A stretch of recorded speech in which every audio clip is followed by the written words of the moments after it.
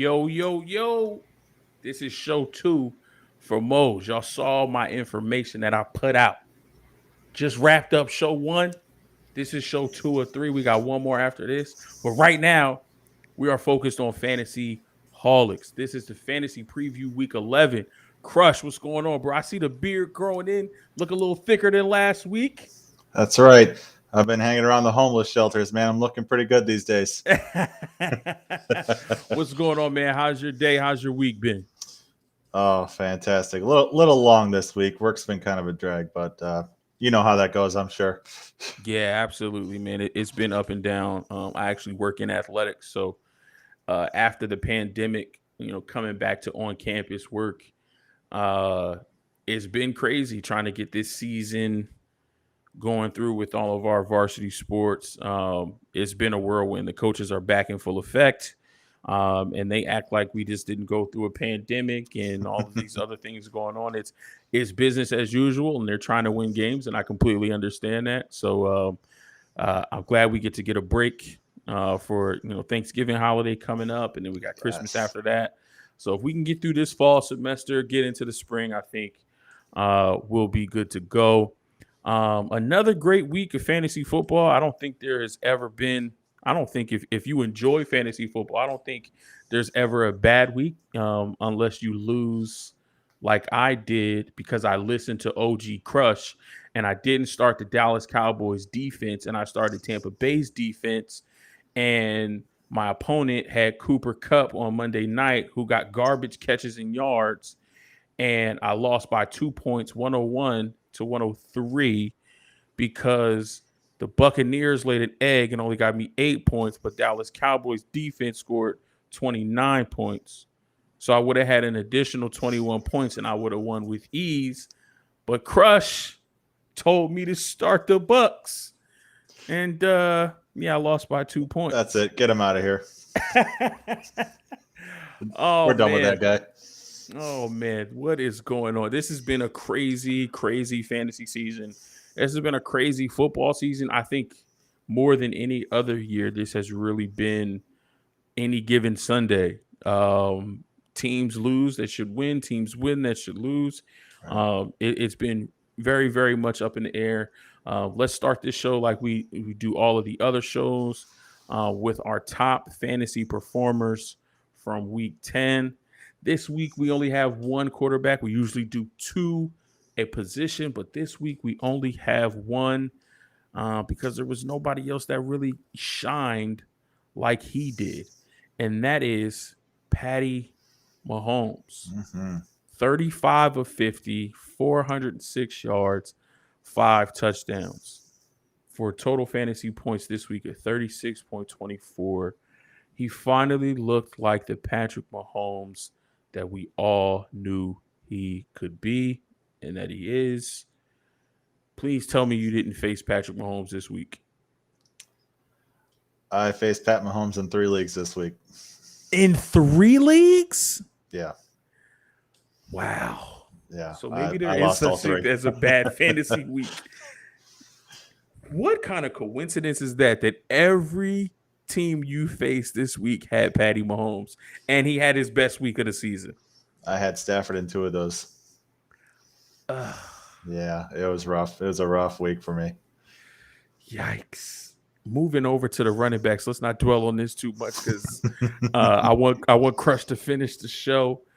Another Kansas City Chiefs, Darrell Williams, 11 carries for 43 yards, but that's not where he did his damage, especially in PPR leagues. PPR owners enjoyed this. 9 receptions for 101 yards and a touchdown. Total fantasy PPR points of 29.4. Contributed mightily in that rout of the Las Vegas Raiders. Our second highest fantasy running back this week is Ramondre Stevenson. 20 carries, 100 yards, and 2 touchdowns. He added 4 receptions and 14 yards. Total PPR 27.4. Then we got to move over to the wide receivers. And Chris, I think when I start talking like this, that means something good is coming. That means something positive is coming. That means somebody that's near and dear to my heart is coming. Debo. Yes, man.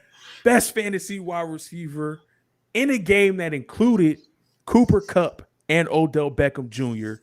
Mm-hmm. No, leave it up to Debo. He's a football player. 5 targets, caught all 5, 97 yards in the touchdown, including a pass late in the game on 4th and 5 that he took to the crib. He also added 5 carries for 36 yards and a touchdown. Big reason why my struggling 49ers team was able to pull out a W against the Rams on Monday night.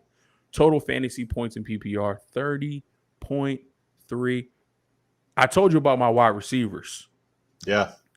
I had Tyreek, who got me 28. I had Justin Jefferson, who got me 29. And go ahead and add Debo for the 30.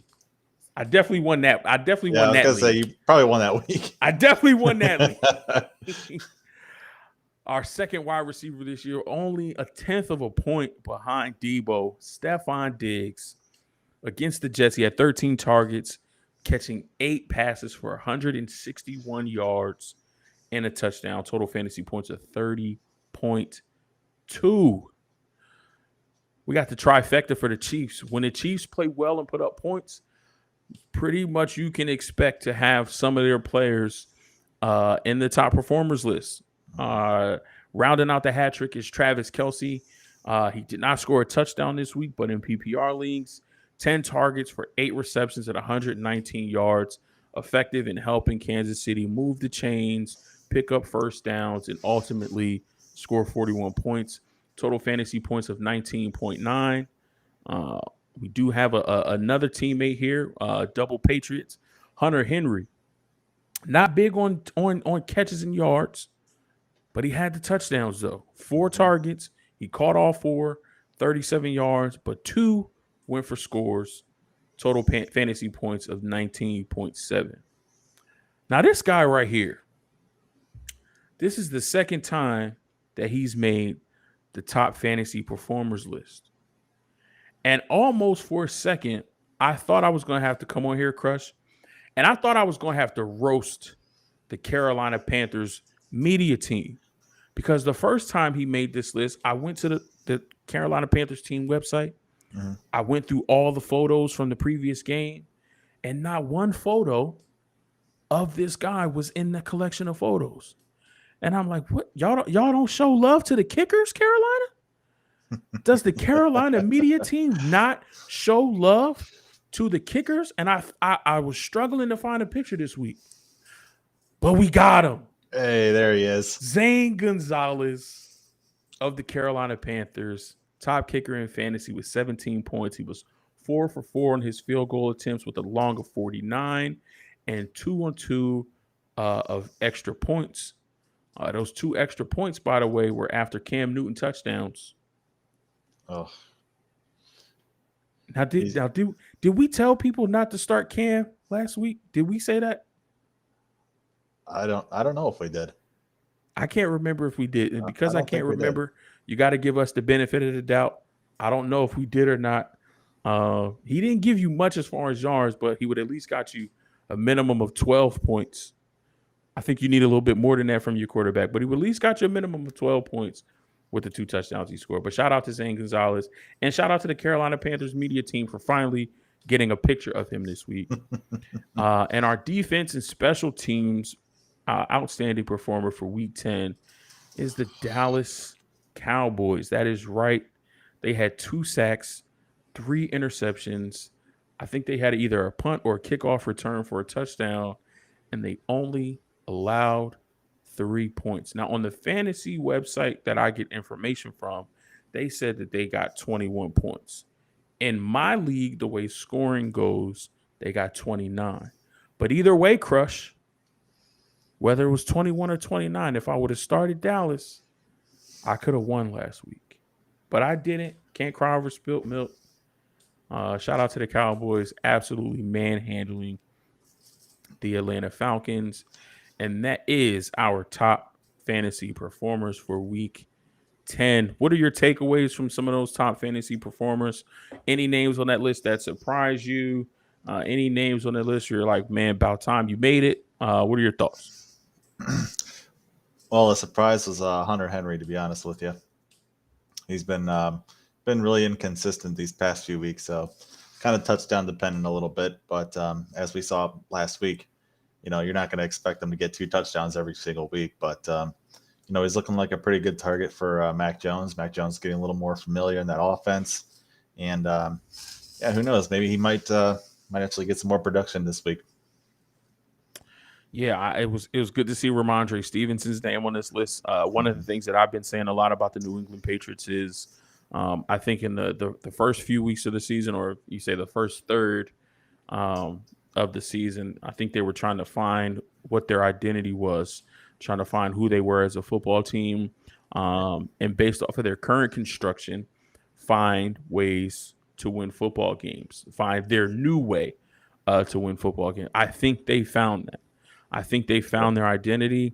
I think they found the chemistry that they need on both, at all three phases: offense, defense, and special teams. So now, especially with that culture in New England, it's business as usual. We know what to do. We know what to expect. This is how we win games. As long as we execute and we do our job the right way, we have a chance every week to win games. So it is exciting to see 2 Patriots on this list. They're not the same, high-powered offense that we're used to under, Tom Brady. But again, it's exciting to see them winning games a new way. So that's always cool to watch as a football fan. Next topic that I want to touch on this week is I want to get your thoughts on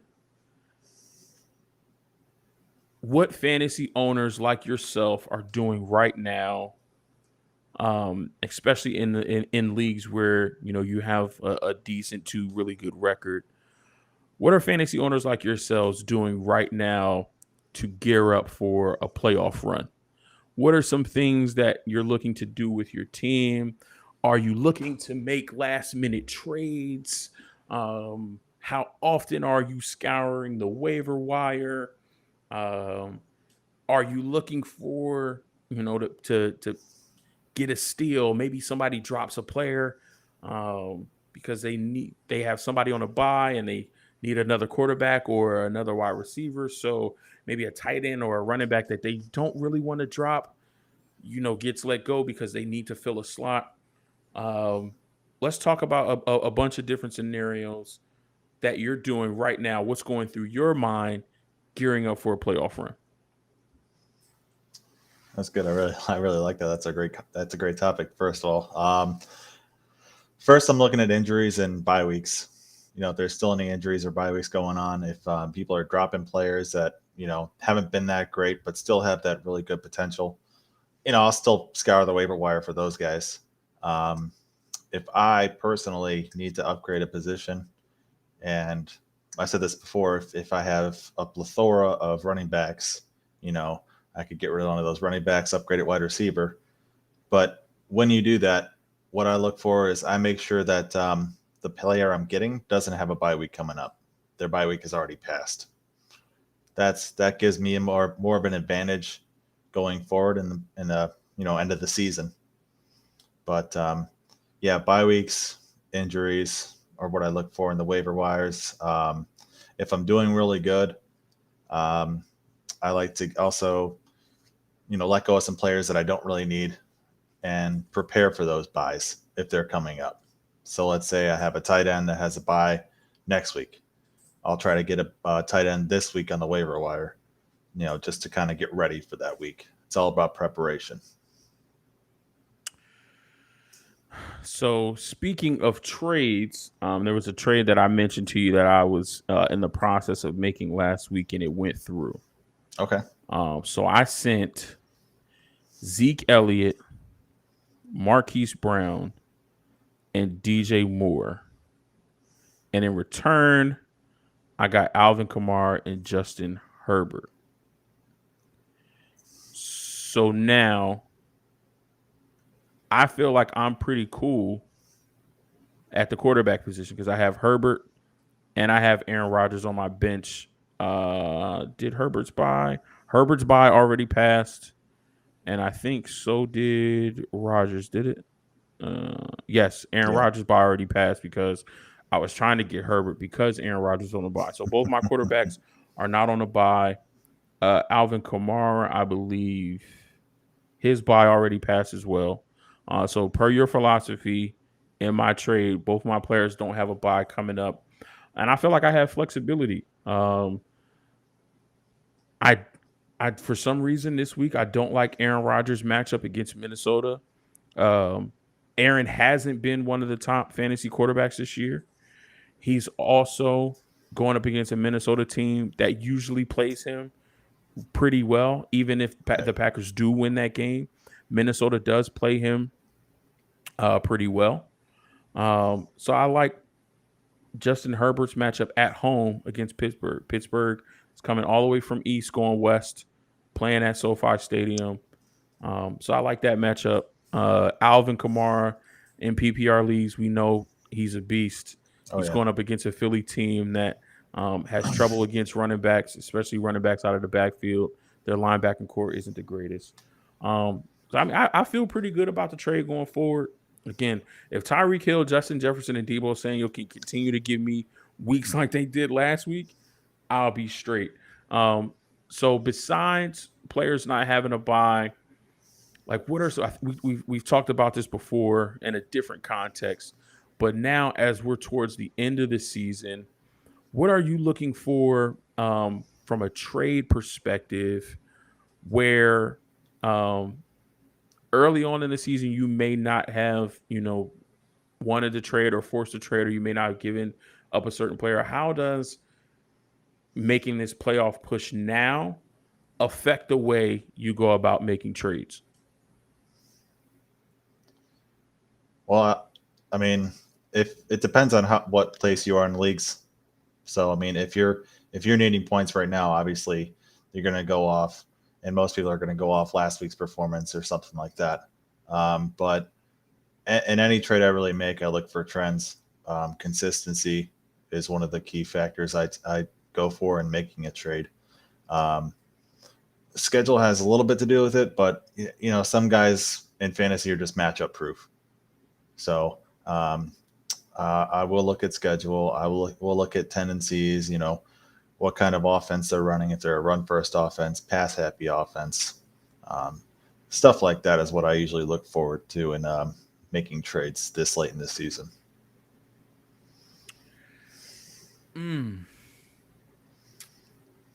Okay, let's. I had a question, but it kind of slipped me. So let's take a look at some of the questions in the comments. Shout out to Giovanni Sierra. He says pick one for flex and a PPR. Ramondre Stevenson, Kenyon Drake. I want to say Jamison Crowder or Gronk. He said he was a full participant in practice, but I feel like they will hold him out for some reason. So Ramondre Stevenson, Kenyon Drake, Jamison Crowder, or Gronk. You need one for flex out of those four in a PPR league. Which way are you leaning? I feel like Stevenson, maybe. I feel he ran really good last week against that Browns defense. And I didn't expect him to do so well against that Browns defense. So, I mean, yeah, Damian Williams is coming back, but I don't think Bill Belichick just forgot about Ramondre Stevenson. I really don't. So you might have answered the next question. Look at how we tee it up so beautifully here on Fantasy Holics. Oh, did I'll do it after this. I think I forgot to tell y'all where to go so y'all can follow us. Shout out to Tony Valentine. Thank you so much for the comment, Tony. He says, how confident are you in starting Damian Harris with Stevenson's performance last week that could cut into his carries? So I think when I first read this question, I read it how I would have read it as how confident you are in starting Stevenson with Harris coming back. We know he's the starter. Harris is going to dip into some of Stevenson's performance. But Tony is saying, do you think that Stevenson will dip into some of Harris's performance? What do you think? Well, I think that Damian Harris has shown that he can carry the torch as well. So, I mean, I don't think it's necessarily a bad thing for either one of these guys. They are facing a pretty weak Atlanta Falcons defense. But I really think that Stevenson will actually cut into Harris a little bit, especially with him coming off an injury. I don't really expect him to get such a heavy workload. Got it. Shout out to Vidal. Thanks so much. We see you, man. What's going on? What's up, brother? Shout out to Tony Baker. Thank you so much. He says Patriots D or Miami D. Patriots are on tonight against the Atlanta Falcons in Atlanta, and Miami is going to the Meadowlands to visit the Jets. I'm going with Miami just for the simple fact that the Jets are starting Joe Flacco. I understand that he's a veteran. I know that he won a Super Bowl in this league many moons ago. But coming off of the couch in his first NFL game in some time, in a new system, because the Jets do have a new offensive coordinator there. I think that it's prime for Miami to get some turnovers to confuse Joe Flacco in this offense, and to hold them to as few points as possible. I'm going with Miami. What say you, Crush? I mean, you can't go wrong either way, in my opinion. I mean, Atlanta only scored 3 points last week? Yes, against that Dallas defense. Yes, but see, I think. But I agree with you. I'm going Miami here because it's the Jets. It's Joe Flacco.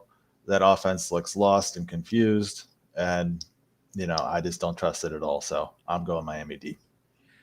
And I think for me with Atlanta, yes, they only put up 3 points, but you have to look at why.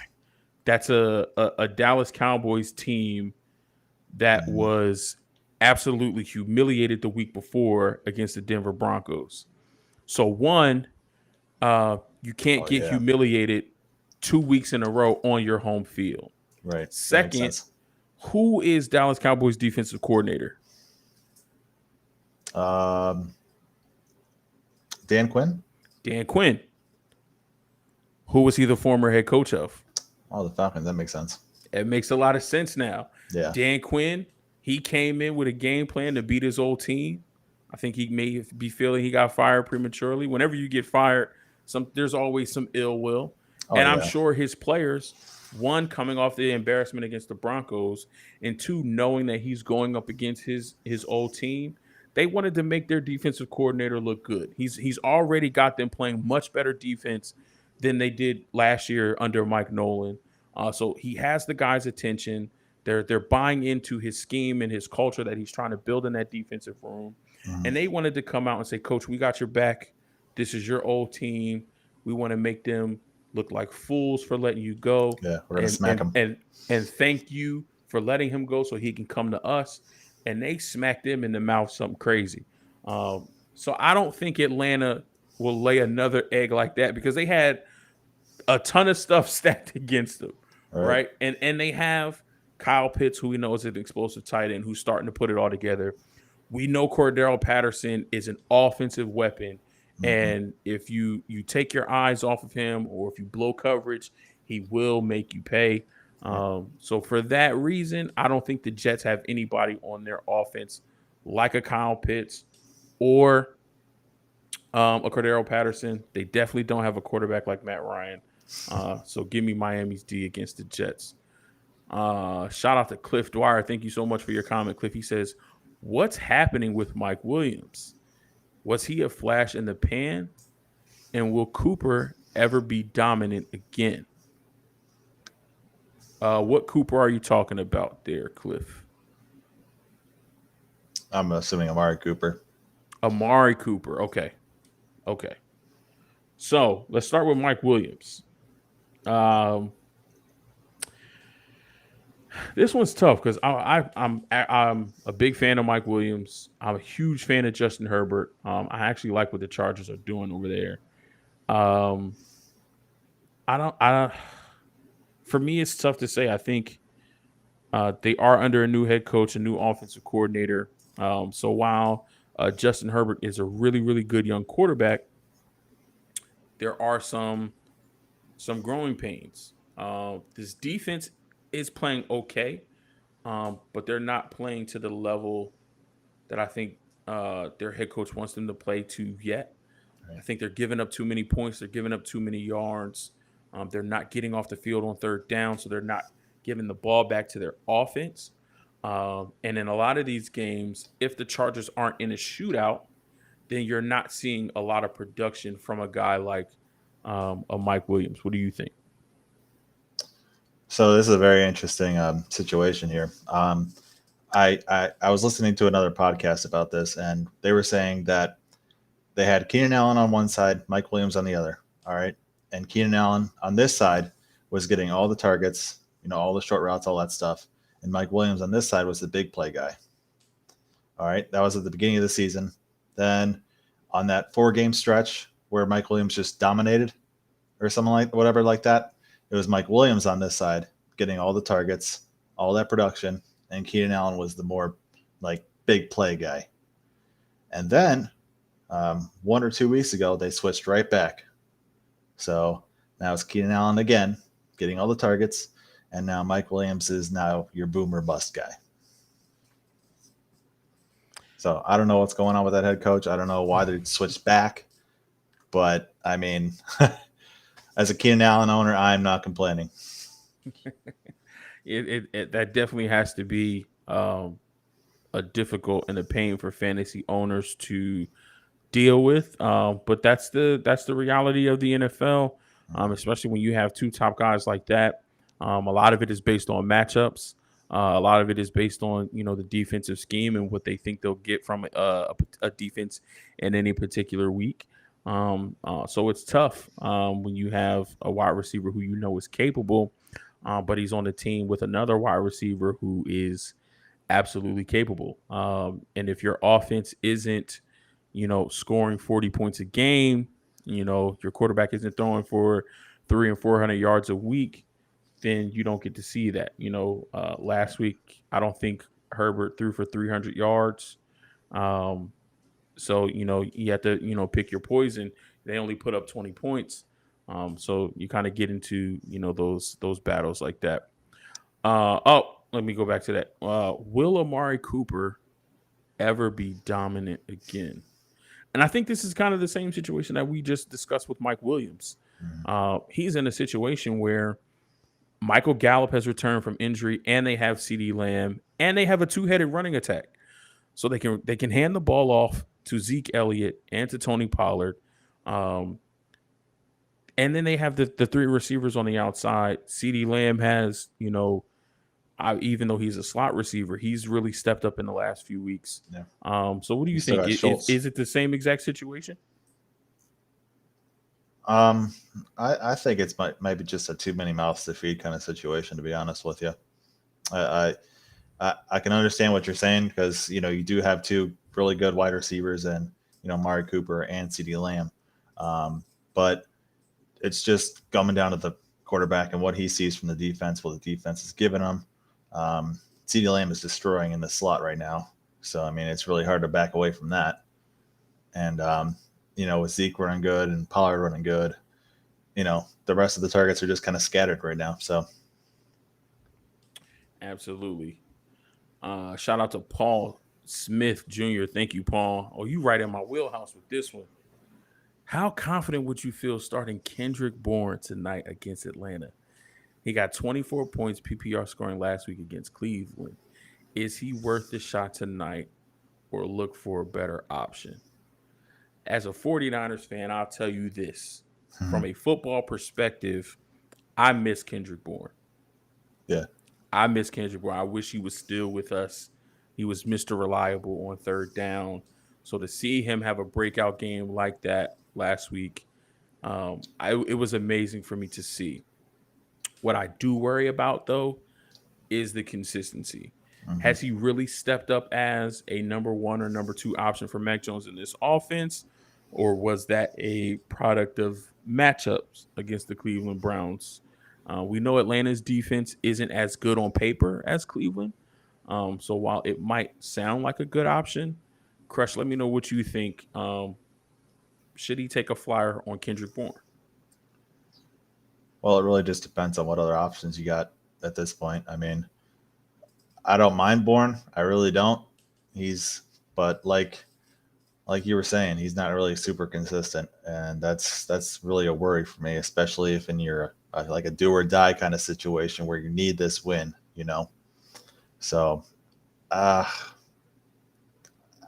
I don't like it. I don't like it this week. I just don't think I trust it. And if anything,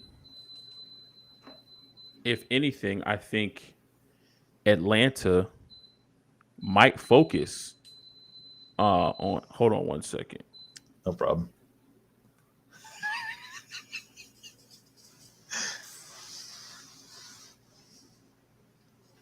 This fan has been good for like an hour and a half, and all of a sudden it just started spazzing out. Because we're in the middle of a show, man. Right? Did you heard the beeps, right? Oh yeah, I heard the beeps. Okay. It's not just you, I promise. If it starts spazzing out again, I just got to take it out of the outlet. Yeah, I think if anything, Atlanta watches that film from last week, and maybe they focus a little bit more attention on Kendrick Bourne to kind of take him out of the offense, and make Mac Jones throw to a Nelson Aguilar or one of the other options on that team. If he's starting to build chemistry with Kendrick Bourne, it would be smart for Atlanta to try to eliminate that. So thanks for the question, Paul. Dustin Prather, he says, do you think Barkley plays this week? And if so, how do you think he does? That's a really good question because I have Saquon in one of my leagues, and he hasn't been doing anything for me. So is there hope? Today. I know he was limited today. Okay. So I don't know if he plays. I don't know if they don't even bother rushing him at this point. But how do I think he does? Against the Bucs defense, man, that's tough. I honestly think the Bucs are pretty ticked about last week, about losing to Washington. So I think Tampa Bay just comes out and dominates on offense and defense in this game. Yeah, despite losing that game to Washington, I believe, and I'm looking it up right now, I believe Tampa is still the number one rush defense in the league. Mm-hmm. Right. Number two, New Orleans is one, only giving up 72.9 yards a game, total of 656. Wow. And Tampa right now is two, giving up so far this year, only giving up 718 total yards for an average of 79.8 yards a game. Wow. So even if Barkley plays, one, he's going to be rusty, and two, he's going up against the number two rush defense in the league. Now, I did see that Vita Vea was down. Last game. I know there was an injury timeout, and he was down. That's so big. Okay, so it was a knee injury. He had an MRI, but it says Bucs nose tackle Vita Vea's knee injury not as serious as feared, but it looks like he might be out at least this week, and it may be a couple of weeks. So I don't know. Does the absence of Vita Vea in that number two ranked rush defense allow for Saquon Barkley to have a good day? I still don't think it would be a good option this week, especially him not playing the last few weeks and getting rusty. So he's going to have to get his football legs back under him. But it is something definitely to think about. Shout out to Vidal. This one is super long, and I'm going to try to read most of it because it cuts it off. It says, all about the schedule for me, trying to get some depth and how much that person is a part of the offense. I just traded Chubb and AB for Deontay Johnson, Saquon Barkley, and Devontae Booker. Reason being, I don't have much faith in AB continuing to produce, and I got to cut it off to read the rest. With all those mouths to feed, especially Gronk coming back. I also don't like Chubb's playoff schedule. and because Hunt will eat into Chubb's playing time because they'll be going against run style defenses. As long as injury doesn't come around, Barkley will be back by the time playoffs come around too. Okay, that makes sense. That makes a lot of sense. Yeah, I like that. I mean, Deontay's been actually pretty consistent this season, so I really don't mind him over AB. Come on, Tony. I just told y'all that I traded for Herbert, and I told y'all I'm a big fan of Herbert. But then you gonna throw this in the mix and make me think. Now I don't want to overthink it and then start Aaron Rodgers and put Herbert on the bench and then he goes off. But let's talk about it. He says, with Herbert struggling the past couple of weeks, would you play Tannehill versus Houston or Herbert versus Pittsburgh? Ooh, that's tough. Tannehill's been good. Tannehill's been consistent. And it's Houston. It's Houston. Tannehill versus Houston or Herbert versus Pittsburgh?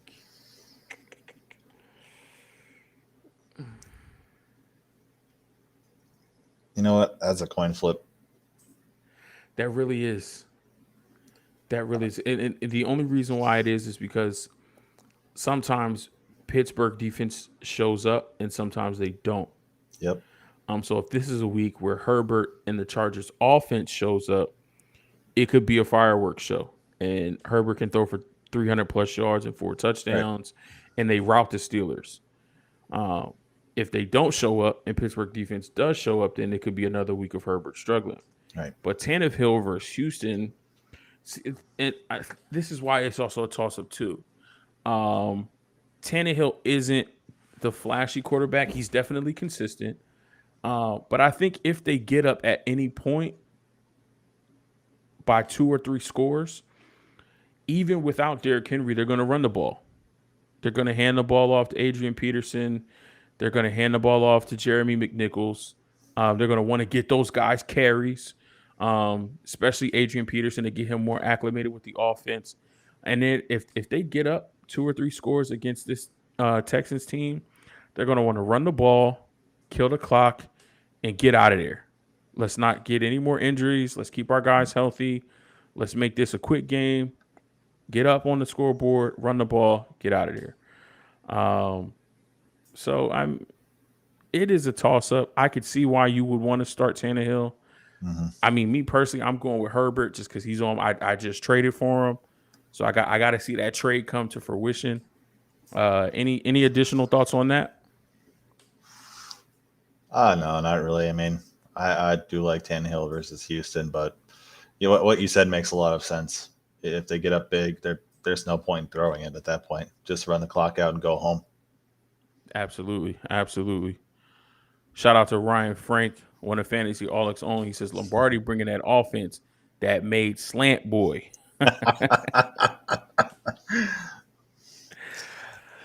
Oh, man. Another comment from Cliff Dwyer. Thank you, Cliff. He says, shout out to you guys, especially you, Crush. Major kudos, who frequently answers all my questions, my very needy questions. Man, I'm here for you, brother. I really appreciate your comment. Thanks so much for watching. Uh-oh. Another question from Giovanni. He says, trying to make the best of my kicker. Young Ho Koo or Mason Crosby? Well, apparently Koo's the only guy that can score on that Atlanta offense, so. Yikes. Yikes. Ow. Oh, man, I'm sorry I had to do it. I had to do it. That was low-hanging fruit. You had to do it. It was right there. I don't know. Crosby's been hit or miss this season, man. Listen, I love you guys with the hard questions in the comments. These are like coin flip. We're going pros and cons, and this is what we're here for. This is what we want to do. Talk this out. Actually hear it verbally, so you can get those wheels spinning. Am I worried about Atlanta getting in scoring position to even put up points? Yes. But am I worried about Mason Crosby actually hitting the field goals? Yes. Now, is he going to miss 3 or 4? No. And this could be a game Green Bay at Minnesota. Well, one, he's playing in a dome, so we don't have to worry about weather, wind, anything like that. And it's a division game. We know Minnesota plays Green Bay tough. Do I think they'll still be able to move the football? Absolutely. Yeah. Will all of their drives culminate in touchdowns? Absolutely not. I think that's where Mason Crosby comes in. So I would lean more towards Crosby because I think Aaron Rodgers against the Vikings puts his team in more scoring opportunities that could lead to field goals than the Atlanta Falcons versus the Patriots. Yeah, man, I love A.J. Dillon this week. That man runs with a purpose. I'll tell you what. So give me Crosby, 100%. Absolutely. And Ryan Frank says it best: take the kicker in a dome. Well, they're both in the dome. Because Atlanta, I think that's why he said that. Okay, Probably. I got it now. I got the joke. Because both are in a dome this week, so that's tough. Another comment from Dustin. He says, "I have Freiermuth and Knox at my tight end. I'm struggling at who to start. What do y'all think?" I mean, this is that Dawson Knox from Buffalo? Yeah. Is Big Ben back? If Big Ben is back, then I'm starting Freiermuth. That is a good question. Mason Rudolph is the quarterback, then no, I'm not starting Freiermuth.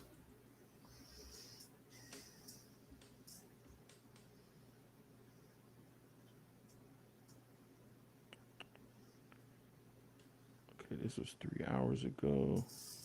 Mason Rudolph's prepped to start, even though he might not if Ben Roethlisberger returns from COVID-19 list.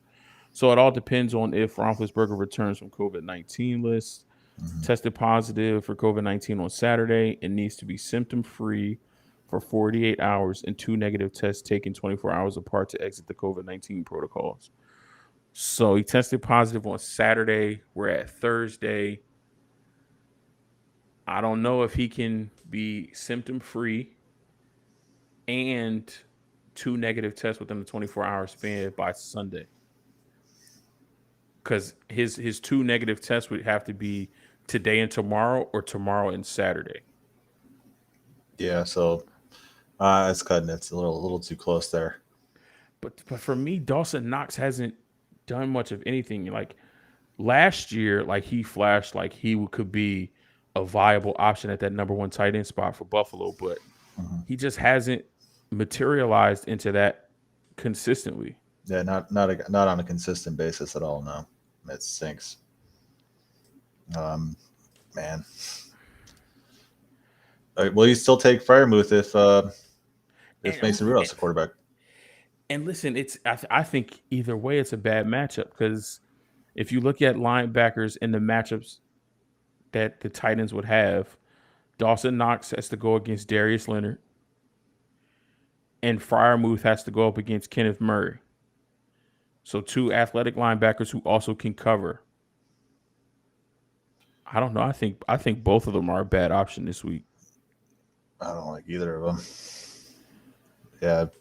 Yeah. Darius Leonard's a monster, man. Just punching the ball out. Okay, it depends on what other options you got, man. Yeah. If you have any better options, send us a screenshot of your waiver wire tight ends, and then we can figure it out from there. Send it to Fantasy Holics. Yep, post it on the Fantasy Holics page on Facebook, and we'll definitely help you out before Sunday's matchups. Another comment from Tony Valentine. Just got offered this trade while listening to you guys. I would trade McCaffrey, and receive Jonathan Taylor. Yes or no, PPR league? Sorry for another question.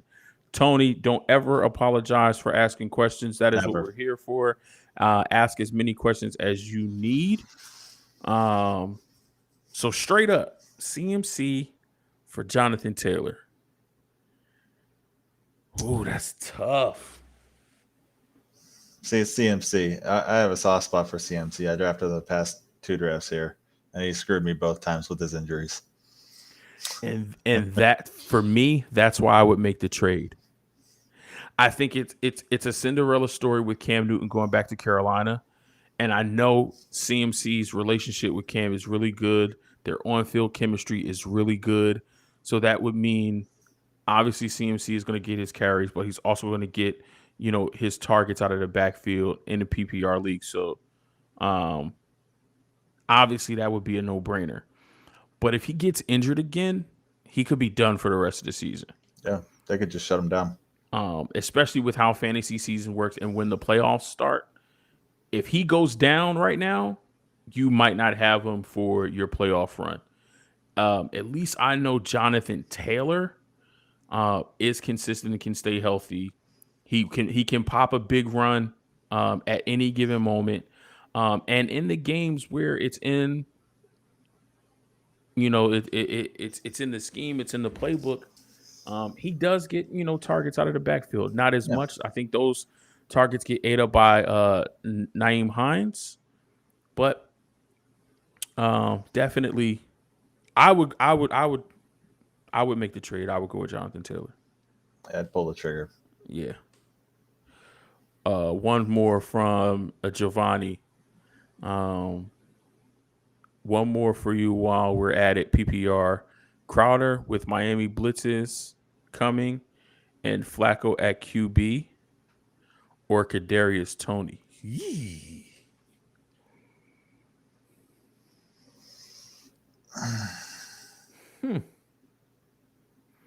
I love your guys' questions. These are really good questions tonight. Both quarterbacks are going to be throwing a lot just to catch up. They are, because they're going to be down. But who do you trust more? Do you trust Daniel Jones throwing to Kadarius Toney, or Flacco throwing to Jamison Crowder? And I think Jamison Crowder probably right now is third on the totem pole. I think Corey Davis is the number one option. Elijah Moore. I think Elijah Moore is number 2, and Crowder is 3. Where in New York, Kenny Golladay is probably 1. Sterling Shepard would be 2, but he's been in and out with injuries. And Darius Slayton also dealing with injuries. Mm-hmm. But that Bucs secondary is getting healthy. And the Jets play Miami, who their secondary is healthy too. Yeah, I think for sheer volume and ability after the catch, I would go Kadarius Toney over Crowder. If those are my two options, Crowder and Toney, I'm starting Toney over Crowder. That's a good call. Yeah, I like that. I like that over Crowder. Just Crowder hasn't been really that great this season, and his quarterback play has been mediocre. All right, Crush, we got about 5 minutes left. Got the triple header tonight, so I'm going to be heading over to the next show and be calling it quits for the evening. I'm probably going to be dog tired after this. Actually, no, I got a lot of energy today. So let's get into our starts and sits for this week. Give me a quarterback you're starting and you're sitting. I'm gonna just let you handle it this week. If I have one to add, I might add one. But give me one quarterback that you're starting, one quarterback that you're sitting. Okay, so quarterback I'm starting, Joey Burrow versus the Raiders. All right, Raiders just got pounced by the Chiefs, but I think the Chiefs just found their mojo back, and the Raiders were just the poor soul that they had to face that week. But I do like Joe Burrow coming back this week. I like him coming on strong, and just putting it to the Raiders. I think they have something to prove. So I'm starting Joe Burrow, and my quarterback sit of the week is going to be Carson Wentz versus the Bills. Got it. Carson Wentz has been consistent a little bit to this point. He did disappoint a lot of us last week, but now he faces a really tough Bills defense. So sitting Carson Wentz. I'm gonna throw in a start. Looking at the teams on the bye, I see Matthew Stafford is on a bye. If you need a quarterback for 1 week, and y'all probably might think I'm crazy. You gotta say it. But Jimmy Garoppolo, here we go, is available. against that Jacksonville Jaguars defense. Hey, I'm saying if you need him for a week, this might be the week. You get Jimmy, put him in, let him get you 25, 30 points. Then you cut him and put Stafford back in the starting lineup. This might be the week. Just saying. I do need a quarterback, and Jimmy G is available. Hey, just saying. I feel it. I feel a good one coming from Jimmy G. All right, give me a running back you're starting and running back you're sitting.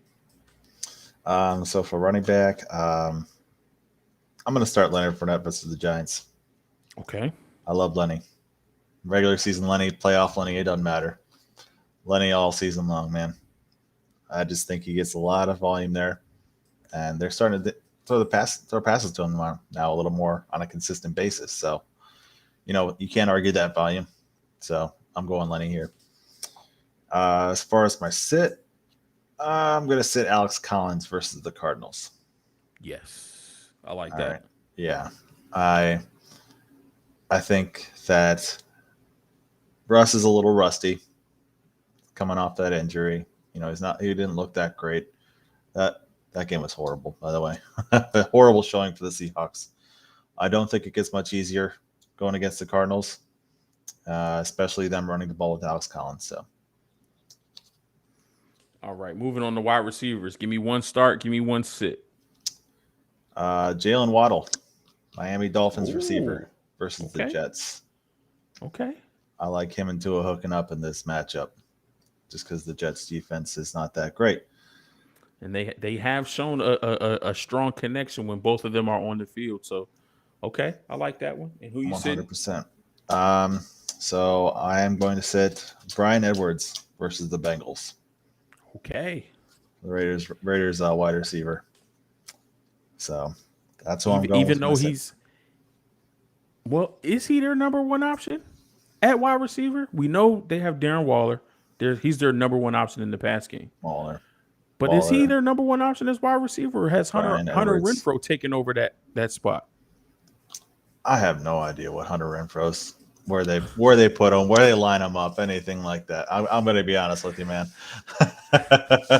All I know is when Bryan Edwards attempts to get a pass or something like that, he's always covered. He's not really getting much separation. Okay. And I think that might be an issue that he's going to be dealing with this week against the Bengals. Gotcha. Makes a lot of sense. All right, tight end. One start, one sit. We can get on up out of here. I'm scared to say this one, but I'm going to say it. Dan Arnold versus the 49ers. What? Listen. He's coming on pretty good. All right. And if Lawrence is going to have anyone to throw to, it's not going to be Marvin Jones. It's not going to be Chenault. Those two are kind of busting now these days. Dan Arnold's going to be a security blanket against that tough San Francisco, amazing, elite defense. Thank you for throwing all those adjectives in there. I appreciate you for that. That is absolutely amazing. Man. All right, who's the tight end that you're sitting? So Austin Hooper, the Browns tight end versus the Lions. All right, now Hooper did have a touchdown last week, but I think this Browns offense is going to go back to the basics and running the football. I think whoever the quarterback is, whether that's Mayfield's going to be back out there or Case Keenum, they're going to keep it simple for him. So I don't see many targets going Hooper's way. I just see a lot of Nick Chubb in this game if he plays. Absolutely. That's going to do it for this week of the Fantasy Preview. Thank you so much for everybody who came through and rocked out with us for this hour. All of your questions in the chat. That was the highlight of the show. You guys have great, great questions, especially at this time of the year. We're kneeling the tail end. We're making playoff pushes in all of our leagues. A lot of your questions are really, really good questions. And these are the questions that make us think, that make us spin our wheels, that make us bounce ideas off of each other. Ultimately, it helps us make the best decision, and that's why we are fantasy holics, and that's why we win our leagues. So thank you so much. Keep the questions going. That's it for our show today, but you can always hit us with questions. Follow us on all of our social media accounts, Facebook, Instagram, Twitter. You can hop in the Facebook page, Put your question up on the feed there, and I guarantee you within 20 minutes you'll have 10 to 15 answers and responses with guys just giving you their ideas, what they feel about your question. So we're always here to help. We love putting this content out to you. So thank you, guys, so much for tuning in. Crush, it's been a pleasure as always, Ben, and I will see you next week, brother. Take it easy, man. Peace.